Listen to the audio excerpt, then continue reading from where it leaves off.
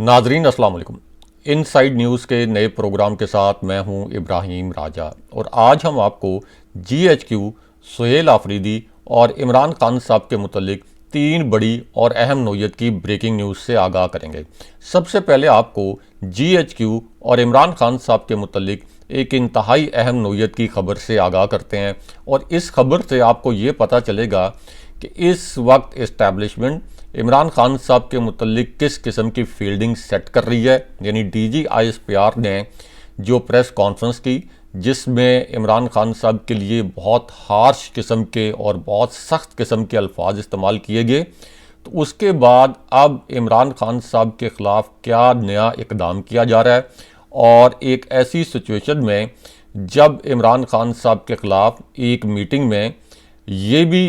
एक thought process हुआ कि इमरान खान साहब के ख़िलाफ़ गद्दारी का मुकदमा चलाया जाए, तो लेकिन अब इस पूरी सूरत हाल में जब हमने सबसे पहले आपको ये खबर भी दी थी कि इमरान खान साहब के ख़िलाफ़ आर्टिकल 6 के तहत गद्दारी का मुकदमा चलाने के लिए एक मीटिंग हुई है जिसमें इस मामले पर मशावरत हुई, लेकिन अब इसी पूरी सूरत हाल में इमरान खान साहब के ख़िलाफ़ एक चौंका देने वाला और आप ये कह लें कि एक खौफनाक किस्म का मंसूबा जो है ये सामने लाया गया है और इसके खदो खाल भी डिस्कस किए गए हैं। यानी इस मंसूबे पर कैसे अमल दरामद होगा और कितने इस मंसूबे के फेजेस होंगे, इसके कुछ किरदार भी हैं, उन किरदारों के मुतल्लिक भी आपको बताते हैं कि वो किरदार कौन है। इस मंसूबे के कुछ ऐसे किरदार हैं जो अपने हैं, कुछ ऐसे किरदार हैं जो कि पराए हैं। तो आपको इस खबर की अंदरूनी कहानी बताते हैं। तो मामला ये है कि एक ऐसी सूरत हाल जहाँ पे इमरान खान साहब को 2.25 साल से ज़ायद हो गए हैं, गैर कानूनी तौर पर कैद किया गया है, उनके ऊपर झूठे बेबुनियाद बोगस मुकदमात बनाए गए हैं और इस वक्त हालांकि अदालतें भी अपनी हैं लेकिन उसके बावजूद इमरान खान साहब के केसेस में जो यानी एक सर्टन टाइम के बाद उनके कम से कम ज़मानतों के जो दरख्वास्तें हैं वो तो फ़िक्स होनी चाहिए थी, लेकिन उनके केस ही नहीं सुने जा रहे। यानी आप अंदाज़ा कर लें कि इस वक्त पूरा निज़ाम जो है वो किस तरह से मिलकर इमरान खान साहब के ख़िलाफ़ जो है वो इकट्ठे हुआ है। तो अब इसी पूरी सिचुएशन में इमरान खान साहब और PTI के ख़िलाफ़ एक नया मंसूबा लाया गया है और मंसूबा ये है कि हमने खान साहब और PTI के ख़िलाफ़ जितनी एक्सट्रीम पे जाना था, जितना जुल्म सितम करना था वो कर लिया। जिस शहरी ने PTI का झंडा उठाया उसके ऊपर दहशतगर्दी का मुकदमा भी बना दिया। जो शहरी PTI की कॉर्नर मीटिंग में शरीक हुआ उसके ऊपर दहशतगर्दी का मुकदमा बना दिया और PTI में शमूलियत को एक ऐसा जुर्म बना दिया गया कि जिसकी सज़ा ये है कि आपको अगवा कर लिया जाए या आपको लंबे अरसे के लिए जेल भेज दिया जाए। लेकिन उसके बावजूद चूँकि इमरान खान साहब की पॉपुलैरिटी इतनी ज़्यादा है कि एक कॉल आती है इमरान खान साहब से, अव्वल तो मुलाकात जो है उनके अहले खाना की बहुत कम कराई जाती है, लेकिन जैसे ही इमरान खान साहब की कोई कॉल आती है या खान साहब का कोई पैगाम आता है तो एक तो जलसे जुलूस मैसिव जलसे शुरू हो जाते हैं। हमने इससे पहले देखा इस्लामाबाद में जो डी चौक का शो था और अभी हमने पेशावर में एक मैसिव सुनामी भी देखा जो कि DG ISPR की प्रेस कॉन्फ्रेंस का एक तरह से PTI के बकौल जवाब भी था। लेकिन इन तमाम इक़दामात के बावजूद जो खान साहब के ख़िलाफ़ किए गए हैं तो खान साहब को सियासी तौर पर काबू करना इनके लिए नामुमकिन हो गया है। तो अब प्लान ये बनाया गया है कि इमरान खान साहब और PTI के ख़िलाफ़ ये इक़दाम किया जाए कि जिस तरीके से MQM को 2 हिस्सों में तकसीम किया गया रिसेंटली, यानी MQM पाकिस्तान और MQM लंदन। तो जो अल्ताफ़ हुसैन साहब के बहुत करीबी साथी समझे जाते थे उनका सॉफ्टवेयर अपडेट किया गया, उनको कहा गया, उनको मजबूर किया गया कि आप अल्ताफ़ हुसैन का साथ छोड़ दें। और ये इस मीटिंग के अंदर इस किस्म की डिस्कशन की गई कि वो तो अल्ताफ़ हुसैन के बहुत करीबी साथी थे लेकिन देखें कितनी जल्दी उन्होंने अल्ताफ़ हुसैन का साथ छोड़ा। तो इसी तरह अब ये प्लान बनाया गया है कि इमरान खान साहब को ज़ेर करने का एक नया तरीका ये है कि PTI को 2 हिस्सों में तकसीम कर दिया जाए। यानी जैसे MQM पाकिस्तान और MQM लंदन, तो PTI को 2 हिस्सों में तकसीम किया जाए और फिर PTI के वो लोग जो कि इमरान खान साहब से हट के यानी उनसे बगावत करके अलग पीटीआई बनाएंगे, उनको हुकूमत में भी एडजस्ट किया जाए। जैसे एमकेएम पाकिस्तान के जो इस वक्त मेंबर्स हैं उनको हुकूमत में एडजस्ट किया गया, उनको कुछ मराद भी दी जाएं, उनके पूरे जो स्लेट है इसको बिल्कुल साफ़ कर दिया जाए, क्लीन चिट दे दी जाए, ताकि दूसरों को भी एक अट्रैक्शन हो कि अच्छा इमरान खान साहब का साथ छोड़ेंगे तो इस तरह से हम मराद ले सकेंगे। और दूसरी जानिब वो लोग जो इमरान खान साहब के साथ खड़े रहेंगे, यानी वो पीटीआई जो असल पीटीआई है जो कि इमरान खान साहब खुद हैं, तो उनके ऊपर मज़ीद सख्तियाँ की जाएंगी और उनके लिए आप ये कह सकते हैं कि अल्फाज इस्तेमाल किए गए कि शिकंजा जो है मज़ीद सख्त किया जाएगा। लेकिन अब इसमें होगा क्या? अव्वल तो आप ये देखें कि ये जो फार्मूला नया लाया जा रहा है, ये एक तरह से पहले इस पर अमल दरामद किया गया जहांगीर तरीन की सूरत में और परवेज़ खटक की सूरत में, इमरान इस्माइल की सूरत में, फवाद चौधरी की सूरत में, इसी तरह असद उमर की सूरत में इनसे प्रेस कॉन्फ्रेंसेस करवाई गई। इसी तरह आपको पता है कि जहांगीर तरीन की पार्टी लॉन्च करवाई गई, लेकिन जहांगीर तरीन और उनके पूरा ग्रुप जो है उनको इतनी इबरतनाक शिकस्त हुई कि वो सियासत छोड़ने पर मजबूर हो गए। परवेज़ खटक जिनके मुतल्लिक ये कहा जाता था कि वो केपी के एक बेहतरीन मुंतज़िम हैं और इसमें कोई शक नहीं है कि एक मुंतज़िम के तौर पर उनकी सलाहियतें बहुत अच्छी थीं, लेकिन जब उन्होंने इमरान खान साहब का साथ छोड़ा तो उनकी सियासत जो है वो गर्क हो गई, वो उनकी सियासत बहिरा अरब में गर्क हो गई। तो जब इतने बड़े बड़े लोग जिनका क्लाउड भी था, जिनका नाम था, जहांगीर खान तरीन जैसे अरबपति लोग जिनका अपना क्लाउड था, अपना एक पूरा ग्रुप था, इस्टेब्लिशमेंट की मदद, इलेक्शन कमीशन की मदद और पुलिस की मदद, जस्टिस फायज ईसा की मदद, हाई कोर्ट्स की मदद, उसके बावजूद एक बदतरीन धांधली ज़दा इलेक्शन में भी नहीं जी सके, बदतरीन धांधली ज़दा इलेक्शन में नहीं जी सके। तो अब ये अगर कोई पीटीआई अलग से बनती है इमरान खान साहब की पार्टी को छोड़कर, तो उसकी क्या हैसियत होगी, उसकी क्या वक़्त होगी। यहाँ तो इमरान खान साहब की मकबूलियत का ये आलम है कि खान साहब ने जिन वकला को टिकट दिए जिन्होंने कभी इलेक्शन नहीं लड़ा था और वो सख्तियों की वजह से कोई कॉर्नर मीटिंग तक नहीं कर पाए, जिनके पास इंतखाबी निशान भी नहीं था, तो अवाम ने उनको भी खान साहब के नाम पे वोट दिए, यानी अमलन खान साहब ने खंबे खड़े किए और उन खंबों को लोगों ने वोट देकर जितवा दिया। तो क्या इस पूरी सूरत हाल में वो अफलातूनी दिमाग जो ये सोच रहे हैं कि एक ऐसा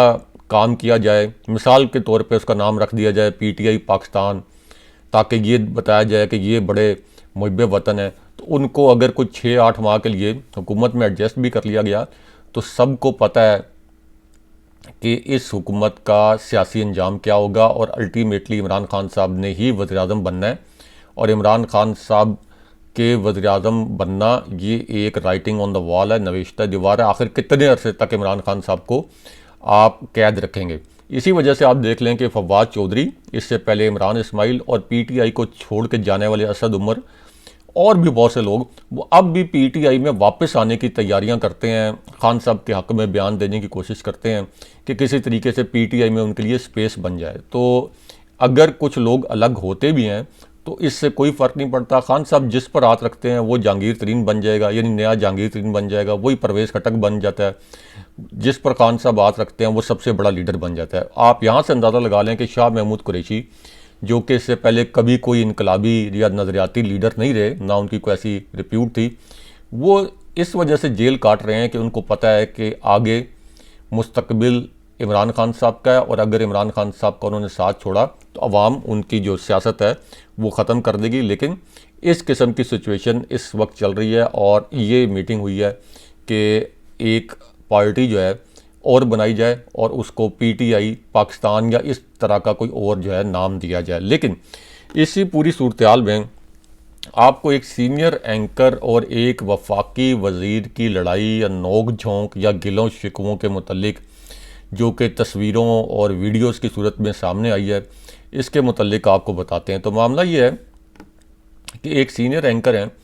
उन्होंने एक वीलॉग किया और बड़े दुखी लहजे में उन्होंने ये वीलॉग किया है और उन्होंने ये बताया कि वफाकी वज़ीर अताउल्लाह तारड़ जो हैं इन्होंने रात को उन्हें एक पैगाम भेजा, यानी ये जो एंकर हैं सीनियर इनको,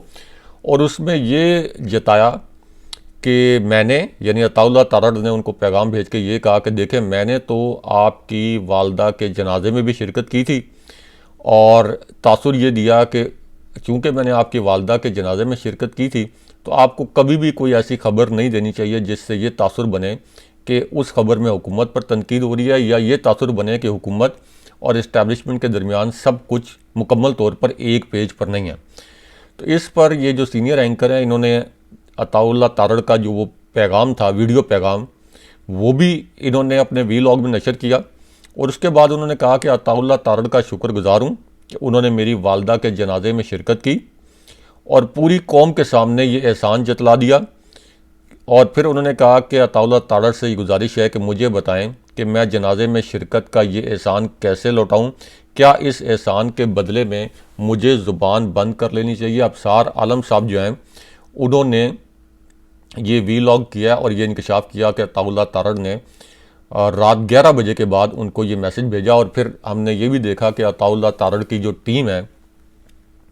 अबसार आलम साहब के बकौल उनको अबसार आलम साहब पर तनकीद करने का एक टास्क दिया गया कि आप अबसार आलम साहब पर तनकीद करें। अब इस पूरी सिचुएशन में सुहेल आफरीदी की नाअहली के मुतल्लिक भी एक अहम खबर से आपको आगाह करते हैं, क्योंकि वज़ीर आला KP सुहेल आफरीदी की नाअहली के मुतल्लिक एक ताज़ा तरीन खबर आई है। और ये खबर एक ऐसी सिचुएशन में आई है जब DG ISPR की प्रेस कॉन्फ्रेंस हुई और उसमें ना सिर्फ इमरान खान साहब के लिए बल्कि कहने वाले ये कहते हैं कि सुहेल आफरीदी के लिए भी कुछ ऐसे अल्फाज इस्तेमाल किए गए जो कि PTI के मुताबिक जो KP के करोड़ों लोगों का मुंतखब नुमाइंदा है उसकी तौहीन के मुतरादिफ थे। उसके बाद PTI ने पेशावर में जलसा किया और उस जलसे में फिर DG ISPR की जानिब से जो पॉइंट्स रेज किए गए थे और जिस किस्म के अल्फाज इस्तेमाल किए गए थे उनका जवाब भी दिया। लेकिन अब इस पूरी सूरत हाल में इलेक्शन कमीशन ने दोबारा फुर्तियाँ दिखाई हैं। Chief election commissioner Sikandar Sultan Raja का जो इलेक्शन कमीशन है, जो कि इस वक्त माले मुफ्त दिले बेरहम जो कि इजाफी नौकरी इस वक्त किए जा रहे हैं, तो अब सुहेल आफरीदी साहब जो हैं उनके ऊपर इंतखाबी ज़ाब्ता अखलाक की खिलाफ वर्जी का जो केस है इसको समाअत के लिए मुकर्रर कर दिया गया और बुध के दिन जो है इसकी समाअत भी होगी। यानी सुहेल आफरीदी का कसूर यह है कि उन्होंने एक मज़ामती पॉलिसी अपनाई है, लेकिन आप ये कह सकते हैं कि ज़िम्मेदारी के साथ। अब इस पूरी सूरत हाल में एक बड़ा अजीब व गरीब किस्म का स्टेटमेंट भी सामने आया है और इस स्टेटमेंट में ये कहा गया है, या आप ये कह लें कि एक ऐसे सहाफ़ी जिनको हुकूमत के बहुत करीब समझा जाता है, या इस वक्त आप ये कह सकते हैं कि PTI के बहुत नाकिद समझे जाते हैं, तो उन्होंने ये तासुर दिया कि सुहेल आफरीदी को अब नाअहल भी किया जा रहा है और उन्होंने कहा कि अब उनको किसी और जलसे की इजाज़त नहीं दी जाएगी और इमरान खान साहब के साथ वाली जो कोठड़ी है वो उनके लिए तैयार की जा रही है कि सुहेल आफरीदी को, यानी एक मुंतखब वज़ीर आला को, अब उस कोठड़ी में बंद कर दिया जाए। तो इस वक्त जो हुकूमत के और इस्टेब्लिशमेंट के करीबी साफ़ी हैं उन्होंने सुहेल आफरीदी के ख़िलाफ़ जो है ये महाज खोला है। लेकिन यहाँ पे आपको लंदन से भी एक बड़ी और अहम नौयत की ब्रेकिंग न्यूज़ से आगाह करते हैं,